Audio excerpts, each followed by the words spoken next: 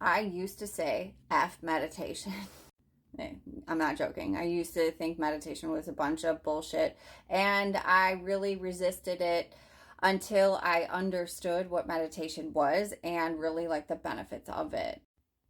I'm Elaine with Heart Activation, and I guide people from living from their mind to moving to live life leading from their heart. It's true. Like, I really fought meditating or whatever meditation was, and I thought it had to look a certain way, and I thought that I was that I was flawed and wrong and that I was bad at it. So I gave up like a lot. And after I finally recognized that something I continuously resisted in life was slowing down. I am an extremely active person. At the time, I had a career that I loved and I gave everything to. And slowing down or meditating was so incredibly difficult for me. But what was more difficult was the emotional loops and the behavioral patterns within relationships, especially romantic relationships, but my obsessive thinking in attempting to control things or worrying about life and circumstances that I obviously could not control. And I was tired of my mind controlling me.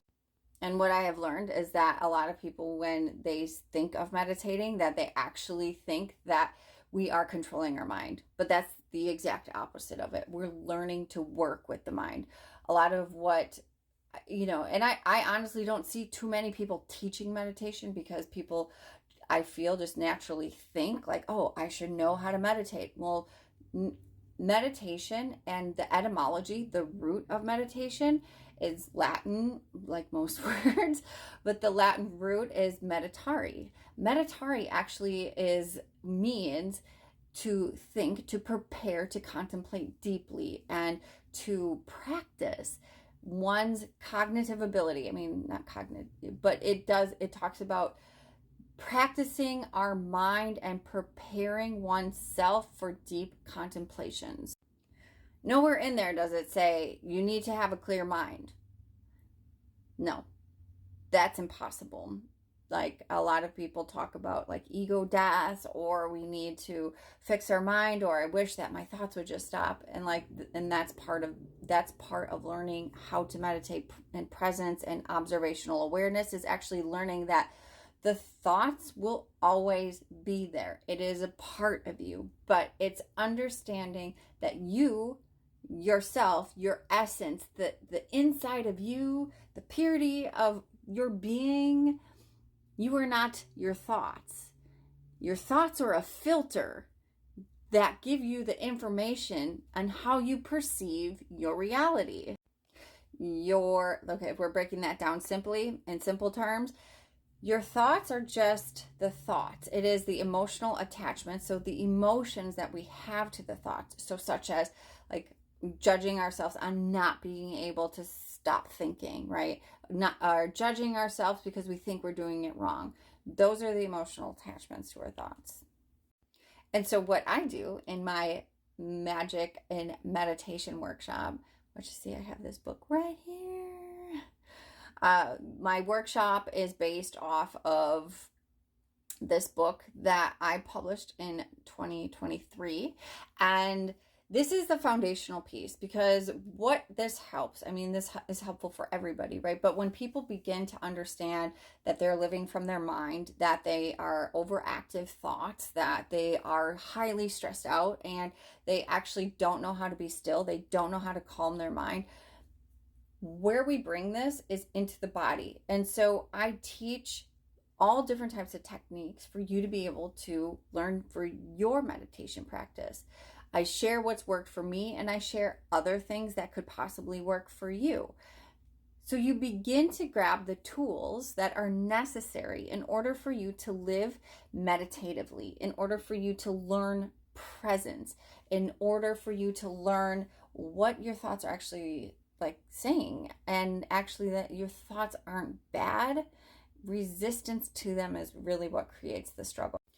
And I feel that a lot of people, not only do they not know how to slow down, but If you're someone like me who has a lot of childhood trauma and just a lot of trauma in general, slowing down can feel life threatening. It can feel like you're hyper vigilant because you're always looking for something to be wrong, to fix, in order for you to protect yourself. And so slowing down actually feels really difficult. And in this workshop, Magic and Meditation, this is what I teach you how to do. So these are tools that help empower you. They bring you back to the wisdom that is within you. And by doing this more and practicing it more, this becomes part of your embodied living. It can become a part of you. And like I said before, of course, one time going to a class one time will be really helpful, but going multiple times, it helps for you to become a practice for you, and it really becomes more of a natural way of being. Some of the benefits that happen from just learning meditation, learning how to be present within all your senses, engaging all your senses, is compassion for oneself, right? Trusting the process. You become less judgmental. You begin to have more self-awareness. You begin to have more emotional intelligence. You begin to live in a space that is actually responsive versus reactive. You can begin to see from a higher perspective versus such a narrow lens.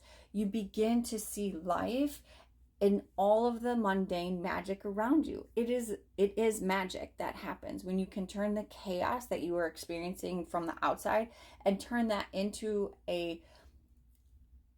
yourself into a sanctuary. That is freaking magic. And it is absolutely 100% possible.